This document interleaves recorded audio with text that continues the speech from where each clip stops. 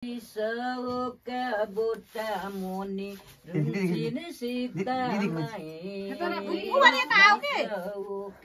रुख मुनि रुचिन सीतामाई रमण्डेलाई गराई हरे रमण्डेलाई गराई हरे रावणलाई भार गराई हरे नरौ सीतामाई नरौ सीतामाई तिम्रो खोज नरौ नरौ हो नरौ सीतामाई। सम्पूर्ण साथीहरुमा नमस्कार। आज चाहिँ हाम्रै घरबाट साथीहरु विशेष तरिकाले तिहारको लागि रोटी हाल्ने कार्यक्रम चाहिँ सुरु भइसकेको छ। कोही बेल्दै हुनुहुन्छ यता, कोहीले लोरी लाउँदै हुनुहुन्छ, कोही दर्शकहरु मेरो हेरिरहनु भएको छ। दिदीले चाहिँ मस्त खालको भजन गाउँदै हुनुहुन्छ, अनि साइली यहाँ त्यता बस्नु भएको छ, मम्मी चाहिँ उता ताईमा हुनुहुन्छ। अब चाहिँ विशेष तरिकाले हामीले रोटी हाल्दै छौं यहाँ। अब त साइनालाई नि के गरे बस्नु पनि ठुलो कुरो हो त्यहाँ त। दिदीको भजन चाहिँ बेला बेलामा सुनिरहन्छौँ हामीले। अहिले चाहिँ हामी रोटी हाल्न लाग्यौँ यता। टक्क बेलेर एउटा यस रोटीको नाम चाहिँ भन्दै छ के नाम अरे? ल तिहारमा स्पेशल खालको रोटी चाहिँ ल बनाएर भइ गरेर ल्याइदिए ल। दिदीले चाहिँ लोरी लाउँदै हुन्छ, मैले पनि लाएर हातमा यस्तो लगाइरहेको छ। यो लोरीको के अरे त्यसको नाम? साठो। ल ठिक छ। हाम्रा घरका फेरि विद्यार्थीहरू टाढा छन् कि पढ्ने विद्यार्थीका किताबहरू चाहिँ खाटामुनि हुन्छन् देख्न सक्नुहुन्छ त्यहाँ। धेरै पढ्ने भए धमिरो पनि लाग्न सक्छ त्यही। उहाँ विद्यार्थी चाहिँ एउटी यता आउनुहुन्छ है।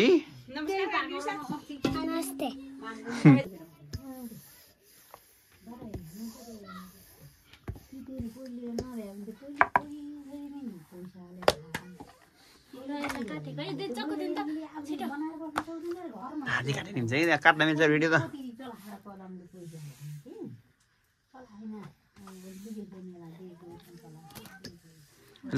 सुरुको रोटी चाहिँ शान्तिले काटेर थालमा राखी, यसलाई चाहिँ मैले लगेर डाइरेक्ट ताईमा राख्तो भनेर उठेर जानलाई चाहिँ।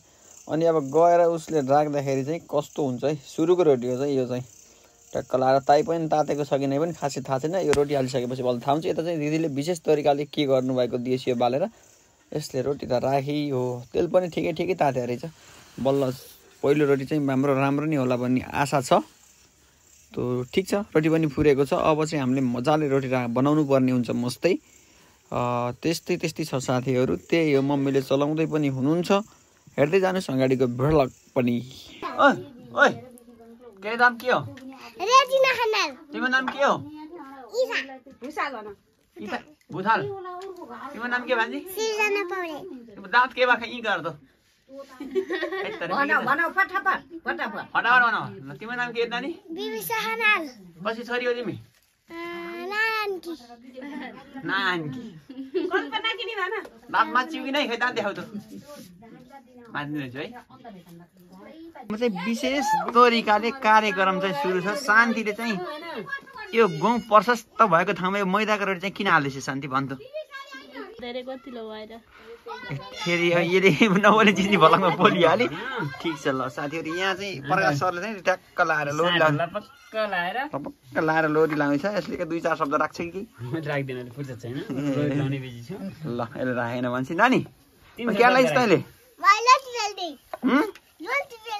कस्तो बेल्छस् खै देखा त? यस्तो नि रोटी हुन्छ? हुन्न। ल बुवा त हुन्छ है। दिदी कति बेल्न रोटी? यो के डिजाइन हो यस्तो? यो गजब बह भनेको यो। तपाईँ त खै छैन नि त रोटी त्यहाँ त?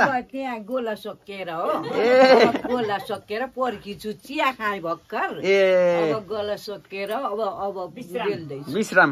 यो चिया खाएपछि विश्राम एकछिन तपाईँले। ल छिटो छिटो गर्न भन्नु चाहिँ ढिला गरिरहन्। ल बाबु ल म यता गएँ। हाम्रा रोटी चाहिँ साथीहरू यस्तरी झक्कमक्क बनिरहेका छन् देख्न सक्नुहुन्छ। सर यहाँ ताईमा नयाँ सिस्टम अनुसार है यो दिदीको उहाँ दिदीकै हो यो तरिका चाहिँ। टक्क पारेर यहाँ दिदीले बनाउँदै हुनुहुन्छ रोटी। फुपू दिदी अब फुजे भन्दा अलिक छ हुन्न। ल यहाँ दिदीले रोटी हाल्दै हुनुहुन्छ। रोटी खाम गेस्ट्रिक बढाम भन्ने मूल नाराका साथ हामी चाहिँ रोटीमा लागिरहेका छौँ। मैदाको होइन नि नि रोटी मैदा ए यो गहुँको रोटी रहेछ साथीहरू। मैदाका चाहिँ पहिलो लट बनाएर फेरि यो चाहिँ गहुँको रोटी यस्तोले बन्छ। त्यसले कति कस्तो बाक्लो देख्यो साँचो झर्छ।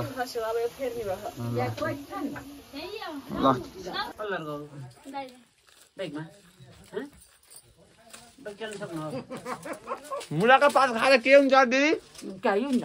ग्यास जान्छ नि। हो दाइ आउनु उता ट्रट उता हँसी लिएर आउनु नि होसियार भयो सबै। ल साथीहरू हामी साँठो पनि लगाइराखौँ रोटीहरू पनि बेलिराखौँ मस्त पारामा। यसलाई चाहिँ साँठो भन्छ। यो चाहिँ गहुँको पिठो शान्तिले बेल रहेछ। उहाँ सरले चाहिँ ट्याक्क लाएर लोरी लाउँदै हुनुहुन्छ। केही राय प्रतिक्रिया सल्लाह सुझावहरू केही छन् भने राख्न सक्नुहुन्छ तपाईँहरूले। केही छैन यसो केही छैन। दिदी ठिक छ नि? ठिक छ एकदम ठिक एकदम ठिक छ। हातमा गोला खान अब बेल्ने हो। हजुर यही हो दन गर्ने हो। हजुर गर्ने हो अनि खाने हो। दिदी जतिको त कोही नि हुन्छ कि एक्टिभ त्यो सामाजिक सञ्जालमा। यिनीहरू त यहाँ काम छैन नि बोल्ने खासै बोल्दैनन्। बाबुले 4 किलो नुहाएको 3 किलो नुहाएको। ल साथीहरू रोटीको तालमा पुरै दिदीको भजन सुन्दै टक्क पार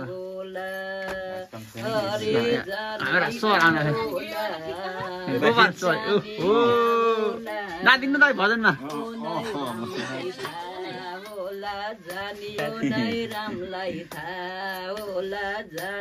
रोटी बनाउनु छोडेर भजन भजनको तालमा टक्क रोटी चाहिँ हामीले हालिरहेका छौँ है मस्तसँग। भ्याइसक्यो अब धेरै छैन। ल साथीहरू दिउँसो रोटी सोटी हाल्दा त भ्याइयो। त्यसपछि ब्लग चाहिँ त्यति लामो भएन। एकछिन दिदीसँग रमाइलो गर्दै भजन गाउँदै फुपू दिदीसँग रमाइलो गर्दै भजन गाउँदै अनि रोटी सोटी हालेको भिडियो चाहिँ सानो भए पनि मैले हालेको छु। सबैजनाले हेरेर च्यानल सब्सक्राइब पनि गर्नु पर्यो साथीहरू। सब्सक्राइब चाहिँ अलिक टर्न गर्न पर्यो। आफ्नो मोबाइलहरू साथीहरूको मोबाइल सबैकोबाट सब्सक्राइब गर्नु पर्यो। यति भन्दै आजको लागि भिडियोबाट बिदा हुन्छु। हस्त धन्यवाद टाटा।